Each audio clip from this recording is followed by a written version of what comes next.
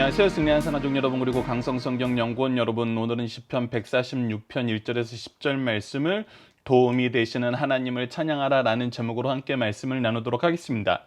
146편부터 150편까지는 할렐루야 찬양의 시로 할렐루야로 시작하고 할렐루야로 끝나는 찬양들이 기록되어 있습니다. 우리가 지금까지 시편 1편에서부터 145편까지를 나누면서 하나님께서 이 세상을 창조하시고, 하나님께서 이 세상을 의로 통치하시고, 하나님께서 우리에게 구원을 베푸시고, 하나님께서는 공의로 심판하시는 분이심을 우리에게 나타내셨고, 하나님을 믿는 백성들은 그것을 경험하였고, 그 경험을 인정하고 의지함으로써 이 세상을 이기는 하나님의 은혜의 통로가 되는, 축복의 통로가 되는 삶을 살 수 있었습니다. 이것을 경험한 사람들은 이제 찬양이 넘치는 삶을 살게 됩니다. 그래서 우리는 인생을 살면서 이 찬양이 넘치는 삶을 산다는 것이, 우리가 찬양을 드릴 수 있는 삶을 산다는 것이 얼마나 아름다운지 계속해서 선포하게 되는 것입니다. 이제 남은 부분은 이 선포의 내용이 계속 진행되고 있습니다. 자, 1절을 봅시다. 할렐루야, 내 영혼아 여호와를 찬양하라. 나의 생전에 여호와를 찬양하며 나의 평생에 내 하나님을 찬송하리로다. 자, 우리의 인생이 이제 무엇을 하는 삶인지 알게 됩니다. 우리가 무엇을 하는 것이 기쁜 삶인지 알게 됩니다. 무엇이 우리 인생에 중요한지 알게 됩니다. 무엇이 우리가 사람들에게 전하고 사람들에게 선포해야 되는지 압니다. 그것은 바로 하나님을 찬양하는 삶을 살라는 것입니다. 하나님이 우리로 하여금 찬양하게 하시는 그 삶을 기뻐하며 즐거워하며 충만하게 누리는 삶을 살라는 것입니다. 그것을 한때로 지나가지 말고 내 평생에 이것을 경험하며 내 삶 전체를 통해서 이것을 드러내는 삶을 사는 것을 기뻐하는 삶을 살라는 것입니다. 결정적으로 우리가 누구를 의지해야 되냐 했을 때 바로 하나님을 의지하는 것이 가장 지혜롭고 은혜로운 길이고 완전하고 안전한 길이라는 것입니다. 그래서 3절에서는 이렇게 얘기하고 있습니다. 귀인들을 의지하지 말며 도울 힘이 없는 인생도 의지하지 말지니, 우리는 인생을 살면서 어떤 어려운 점이 있으면은 우리가 지금 살고 있는 세상의 문화가 얘기하는 이 세상의 권력자들, 이 문제를 해결할 수 있는 할 수 있는 능력이 있는 사람들, 때로는 이 해결할 수 있는 제도를 찾아가서 이것을 의지하고 그 안에서 해결을 받아야 된다라고 생각하는 경우가 많습니다. 그러나 안타깝게도 인류가 끊임없이 보여주는 것은 무엇이었냐면, 우리가 의지하는 것들이 때로는 우리를 배신한다는 것입니다. 우리가 의지하던 그것들이 때로는 우리에게 만족할 만한 결과를 주지 못한다는 것입니다. 특히 우리가 사람들을 의지했을 때, 하나님을 의지하는 것이 아니라 사람을 의지했을 때 그것은 헛된 것이 된다는 것입니다. 왜 헛된 것이 되니까? 바로 4절에 그 이유를 적어놓습니다. 그의 호흡은 끊어지며 흙으로 돌아가서 그날의 그의 생각이 소멸하리로다. 즉, 우리가 의지하는 귀인들이나 우리가 의지하는 인생들은 결국은 끊어지는 것이란 것입니다. 결국은 그들도 사라지는 것이라는 것입니다. 그래서 그들을 의지하면 우리가 의지하는 그 대상이 사라지게 되는 것입니다. 우리가 믿었던 것이 사라지게 되는 거예요. 이것은 여러분들 단순히 사람에게만 국한된 것이 아니죠. 우리가 물질을 의지하거나 재능을 의지하거나 건강을 의지하거나 아니면 우리를 지지하는 어떤 세력을 의지하거나 어떤 제도를 의지한다고 했을 때 그것이 얼마나 쉽게 무너질 수 있는지는 우리가 이미 지난 한 해를 통해서 정말 절실하게 느꼈습니다.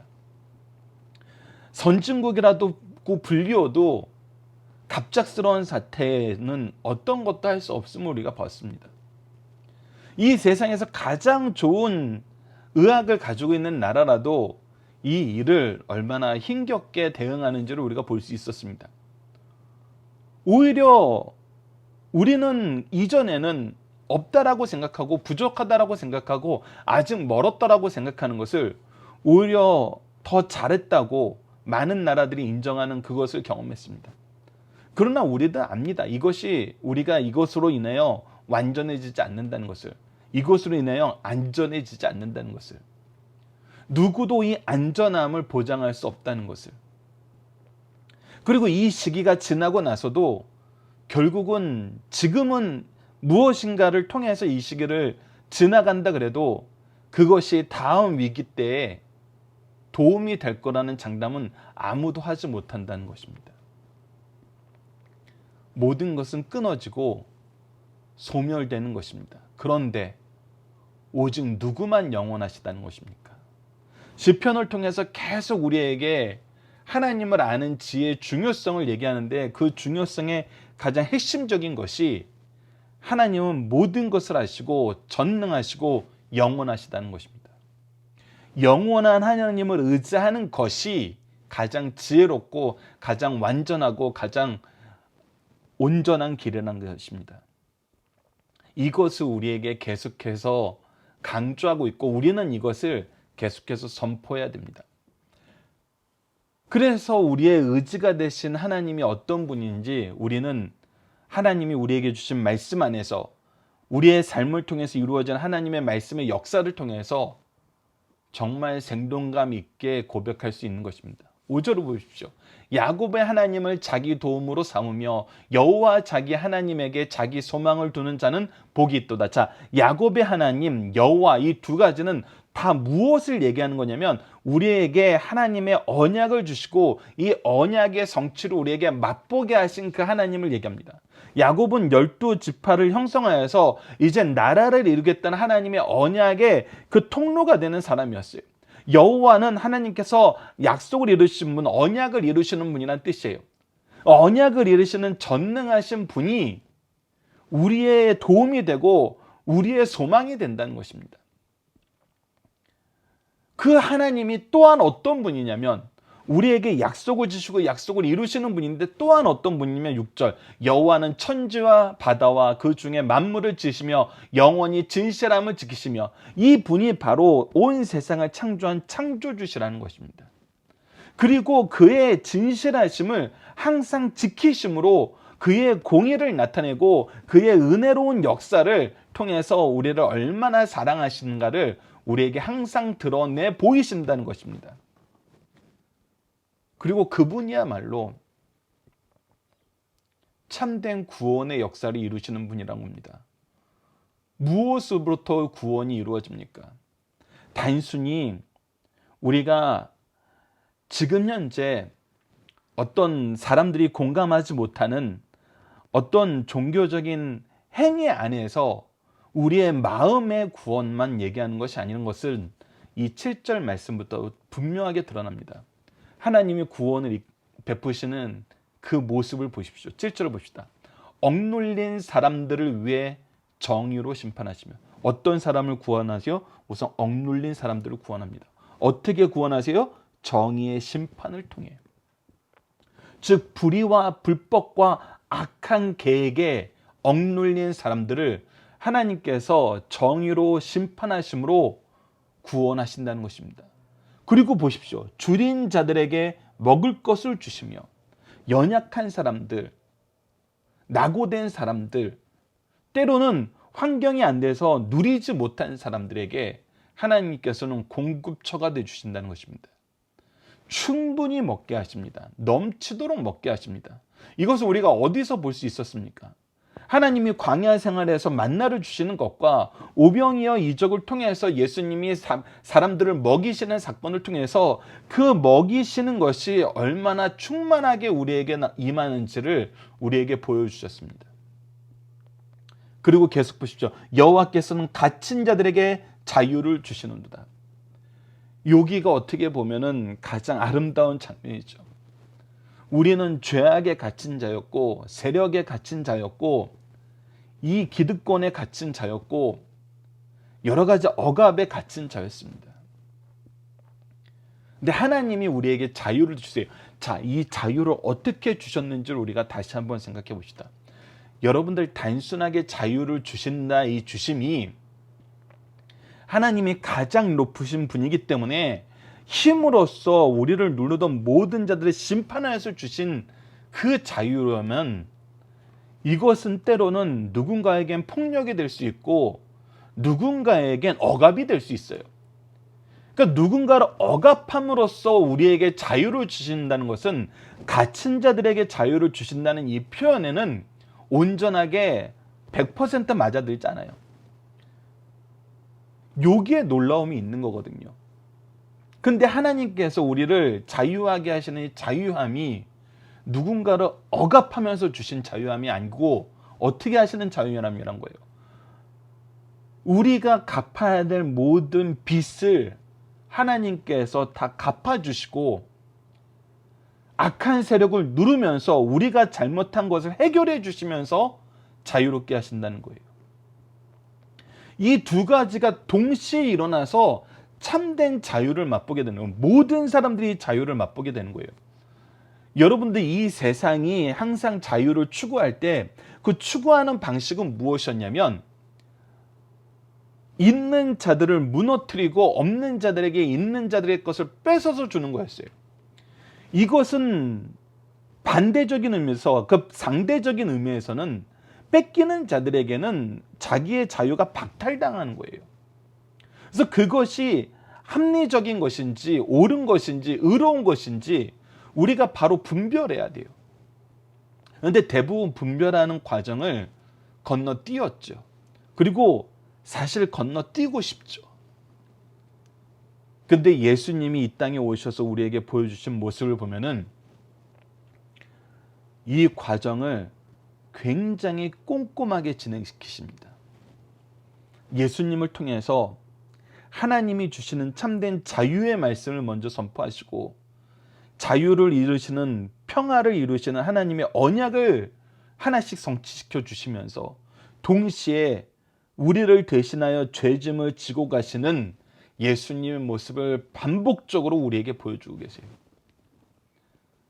그래서 우리를 자유하게 하시는 이 예수 그리스도의 은혜가 무엇인지 우리에게 알게 하십니다. 그리고 그 길이 얼마나 놀라운 길임을 알게 하세요. 얼마나 철저하게 낮아지시는 길이면서 동시에 영광 받으시는 길인지를 알려주세요.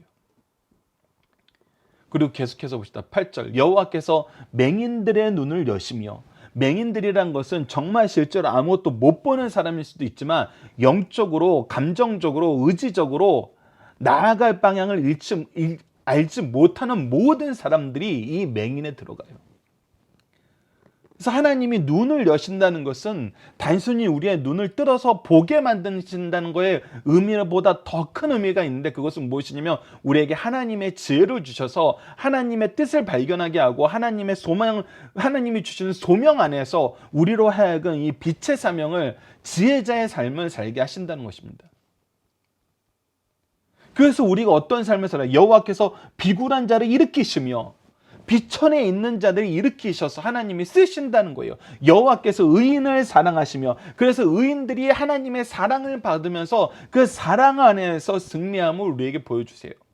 여호와께서 나그네를 보호하시며 항상 돌아다니면서 기댈 데 없는 곳에 있는 사람들을 보호하시면서 그들이 나아가는 길을 힘써 나아갈 수 있도록 도와주십니다. 그리고 고아와 과부를 붙드시고 나그네와 고아와 과부는 앞서 얘기한 사람들보다 더 비천에 있는 사람들입니다. 억눌린 사람들, 줄인 자들, 갇힌 자들, 맹인들, 비굴한 자들, 의인 일반 사랑받지 못했던 사람들, 그들보다 더 어려운 사람들이 바로 머물 곳이 없고 자기를 위해서 일해줄 사람이 없는 나그네들과 고아 과부예요.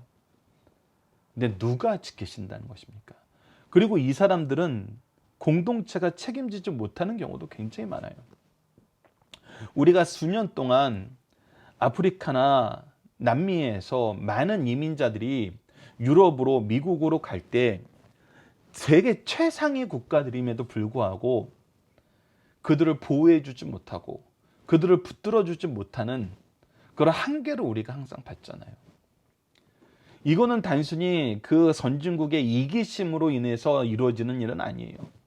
실제로 감당하기 어려운 면이 정말 많아요. 그래서 우리가 인간이 만든 어떤 제도로도 이들을 우리가 케어할 수 없다는 것을 분명히 우리가 보게 돼요.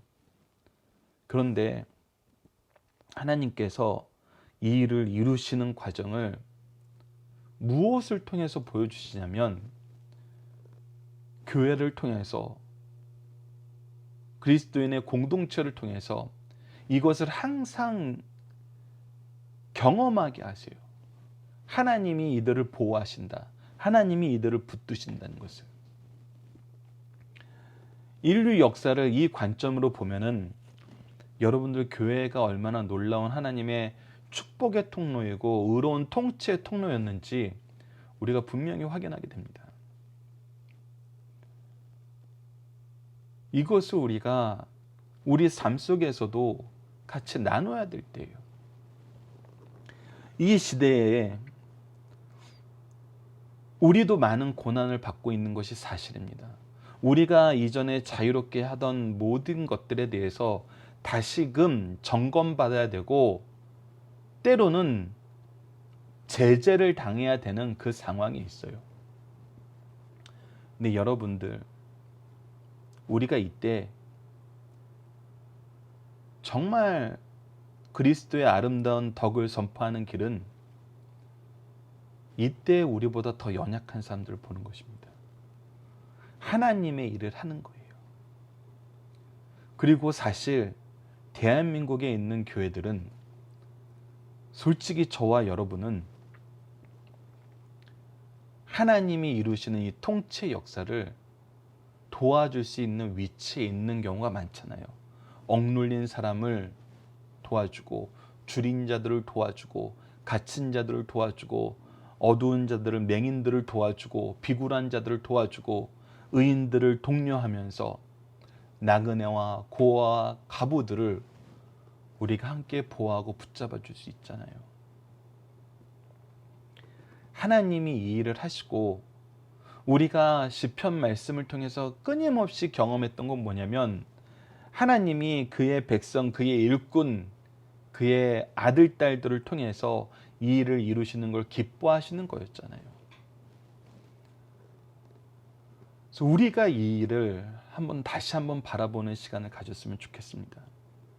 그리고 하나님은 어떻게 하세요? 악인들의 길은 굳게 하세요. 악인들의 의도는 하나님이 반드시 막으세요. 자, 그래서 시편 146편에도 우리에게 보여주는 것은 무엇입니까? 우리에게 엉뚱한 자들을 의지하지 말라는 것입니다.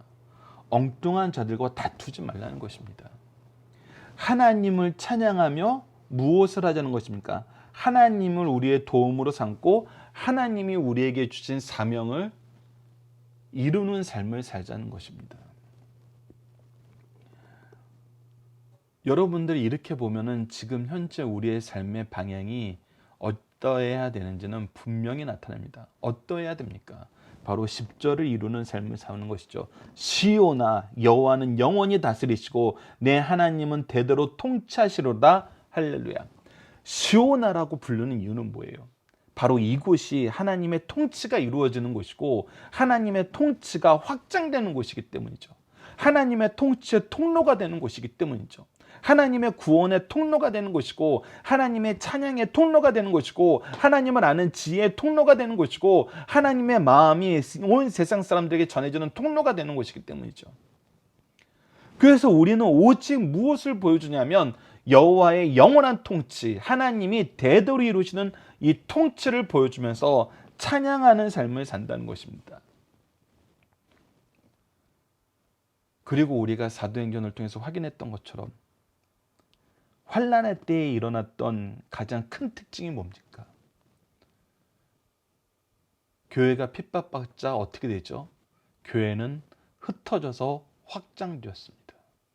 말씀의 역사, 구원의 역사, 찬양의 역사, 능력의 역사, 승리의 역사는 멈추는 것이 아니라 확장되었습니다. 이 시기를 지나면은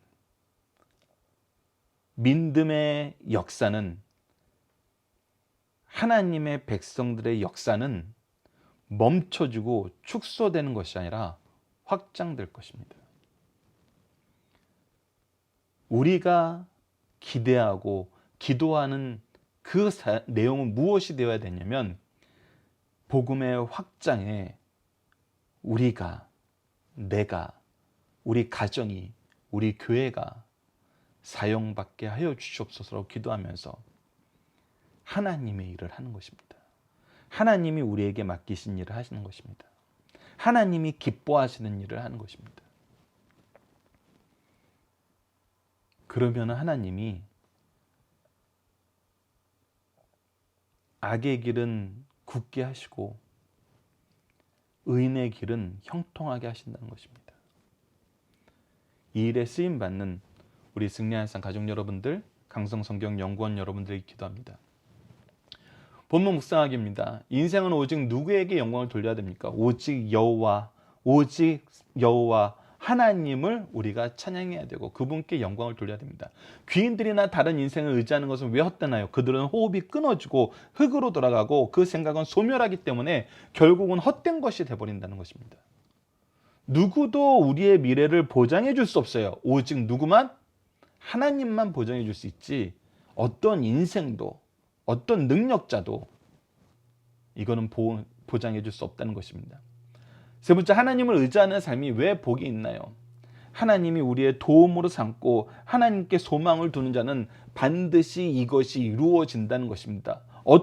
이 하나님이 어떤 하나님이기 때문에 우리에게 약속하신 하나님이고 이 약속을 이루시는 하나님이기 때문에 야곱을 통해서 아브라함에게 주셨던 언약의 성취를 보게 하셨던 것처럼 그리고 앞으로 이루어질 성취를 선언하게 하셨던 것처럼 하나님께서는 그 약속을 반드시 우리에게 이루시기 때문에 우리의 도움과 소망이 되시고 그분은 온 천하를 창조하신 분으로서 온 만물을 지으시며 진실함으로 지키시는 분이시고 억눌린 사람을 줄인 사람을 갇힌 사람을 정의로 심판하시고 먹을 것을 주시고 자유롭게 하시는 하나님이기 때문입니다. 하나님은 연약함을 어떻게 돌보십니까? 맹인들의 눈을 여시고 비굴한 자들을 일으키시고 의인들을 사랑하시면서 회복시키신다는 것입니다. 회복시키고 도움이 필요한 사람들에게는 철저히 보호와 붙드심이 함께 있고 악인들에게는 굳게 함으로써 우리가 끝까지 하나님이 맡기신 일을 할 수 있도록 하신다는 것입니다. 그래서 시온 교회를 통해서 선언되는 것은 무엇입니까? 여호와의 영원한 통치이고 여호와의 대대로 이어지는 통치이며 하나님에 대한 찬양이라는 것입니다. 교회는 바로 이것이 이루어지는 곳이고 이것이 나타나는 곳이고 이것이 증명되는 곳입니다. 하나님을 찬양하는 것, 하나님을 인정하는 것, 하나님을 의지하는 것, 하나님을 통해 구원의 역사와 은혜의 역사가 일어나는 것, 그리고 그분이 통치하시고 심판하시는 것, 그분이 창조하셨다는 것. 우리는 하나님의 일을 해야 됩니다. 자, 시편 146편의 시제는 하나님을 의뢰할 수 있음에 대한 찬송함이며 표제는 없습니다. 시편 마지막 5편 146편부터 150편은 할렐루야로 시작하여 할렐루야로 마치고 있습니다. 이 5편의 시는 불평이나 고통의 호소가 없는 순수한 찬양시로 바벨론 포로에서 귀환의 기쁨을 노래한 것으로 봅니다. 그래서 우리가 시편을 마무리하면서는 우리 인생을 돌아보고 하나님의 말씀을 돌아보고 하나님이 우리에게 주셨던 모든 역사를 돌아보면 돌아볼수록 우리가 찬양할 수밖에 없음을 인정하게 만드신다는 것입니다. 하나님을 알면 알수록, 하나님을 인정하면 인정할수록, 하나님을 의지하면 의지할수록 우리가 찬양을 드릴 수 있는 삶의 그 은혜를 허락하신다는 것입니다. 기쁨을 허락하시고 평안을 허락하시고 구원을 허락하시고 지혜를 허락하시고 능력을 허락하시고 승리를 허락하신다는 것입니다. 자, 본문의 중심사상 첫 번째입니다. 하나님을 찬양하는 것은 하나님께는 영광이요 사람에게는 감사와 평화가 넘치는 행위라는 것입니다. 성도들이 마음과 뜻과 정성을 다하여 하나님께 찬양할 때 하나님께서 영광 받으십니다. 그리고 찬양하는 사람은 평생 동안 감사와 평화가 넘치는 행복한 삶을 살게 돼요. 그러므로 성도는 자기 평생 언제 어디나 하나님 찬양할 것을 가르쳐주고 있어요. 이것은 찬양을 우리가 인위적으로 하는 것이 아니라 이 찬양받기에 합당한 하나님의 역사가 우리에게 왔을 때 우리가 찬양하는 것은 너무나 당연하다는 것입니다. 이 당연한 것을 잊지 말라는 거예요. 두 번째, 사람을 의지하는 어리석음과 하나님을 의지하는 자의 복을 가르쳐줍니다. 사람은 서로 도우며 협력하며 살아가야 합니다. 그러나 사람을 신뢰하는 것은 어리석고 허무한 행위입니다. 하나님을 의지하며 소망을 두고 사는 백성은 그 누구보다도 복받은 사람임을 가르쳐주고 있고 이것을 확인하게 하신다는 것입니다. 세 번째, 하나님은 누구신가? 모든 인생을 창조주의 능력으로 사랑하시는 분이란 거예요. 모든 인생이 하나님의 사랑을 충만하게 경험하게 돼요. 하나님은 사랑이시고 하나님은 연약한 자를 돌보시고 의로운 길을 지키시고 악의 길을 막으시기 때문입니다. 창조주 하나님께서 믿는 우리에게 은혜를 한없이 베푸시고 무한한 사랑으로 필요에 따라 모든 것을 공급해 주십니다. 이것을 깨닫는 성도들은 자신뿐 아니라 대대로 영원히 하나님을 찬양할 것을 선언하고 있습니다. 하나님께 감사 찬양하는 것은 사람에게 최고의 행위요 최선의 행위가 됨을 가르쳐주고 있습니다. 자, 본문 다짐입니다. 우리에게 있는 것 중 하나님과 관계없는 것들이 있습니까? 있을 수가 없습니다. 모든 것은 하나님이 창조하셨고 하나님이 다스리시고 계시고 우리에게 필요한 모든 것은 하나님이 공급하고 계시기 때문입니다. 모든 필요를 아시고 채워주시는 하나님이기 때문에 하나님과 관계없는 것이 있을 수가 없습니다. 두 번째, 성도가 이 땅에서 만족한 삶, 행복한 삶, 잘 사는 삶을 산다는 표현은 무엇입니까? 여러분, 이 부분에서 이제 우리가 개념을 바꿔야 됩니다. 어떤 삶이 만족이 큰 삶인가? 어떤 삶이 행복이 넘치는 삶인가? 어떤 삶이 잘 사는 삶인가 했을 때 우리 각자가 가지고 있는 기준이 다릅니다. 근데 그리스도인들은 한 가지 기준으로 모이게 됩니다. 그 과정은 다를 수 있어요. 그 내용은 다를 수도 있어요. 그 디테일에선 차이가 있을 수 있어요. 근데 큰 모습에서는 무엇이 같냐면 우리가 하나님을 찬양하는 삶을 살게 된 것이 참으로 우리에게 만족한 삶입니다. 우리에게 날마다 이 찬양이 넘치게 하신 것이 너무나 행복한 삶입니다. 우리가 찬양할 수 있는 이 시간을 주신 거, 공간을 주신 거, 재능을 주신 거, 상황을 주신 거, 소망을 주신 거, 이 모든 것이 내가 잘 살고 있다는 증거라는 것입니다.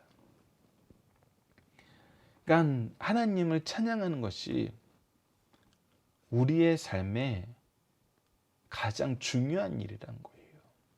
이것이 이루어지는 것이 참된 만족, 참된 행복, 정말 잘 사는 삶이라는 것입니다.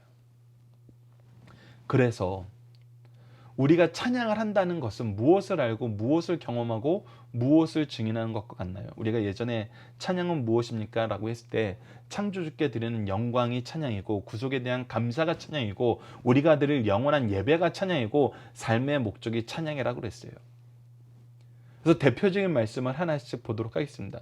시편 146편 6절에 여호와는 천지와 바다와 그 중에 만물을 지으시며 영원히 진실을 지키시며 라는 걸 통해서 우리의 창조주께 우리가 영광을 돌려야 됨을 가르쳐주고 있어요. 98편 1절에 새 노래로 여호와를 찬송하라. 그는 기이한 일을 행하사 그의 오른손과 거룩한 팔로 자기를 위하여 구원을 베푸셨습니다. 그래서 우리에게 대한 구원의 역사가 있으면 우리가 찬양해요. 그리고 시편 111편 1절로 2절을 보면 할렐루야, 내가 정직한 자들의 모임과 회중 가운데에서 점심으로 여호와께 감사하라. 여호와께서 행하시는 일이 크시오니 이를 즐거워하는 자들은 다 기리는도다 라고 얘기하면서 우리가 정말 하나님께 예배할 수 있음을, 예배가 우리의 삶의 내용이 됨을 우리는 찬양을 한다는 것입니다. 우리가 지금 이 시대에 가장 바라는 것이 바로 이거잖아요. 하나님, 우리가 다시금 하나님께 자유롭게 예배드릴 수 있도록 우리에게 이 찬양의 제목이, 찬양의 기쁨이 넘칠 수 있도록 하나님 우리를 돌봐주십시오.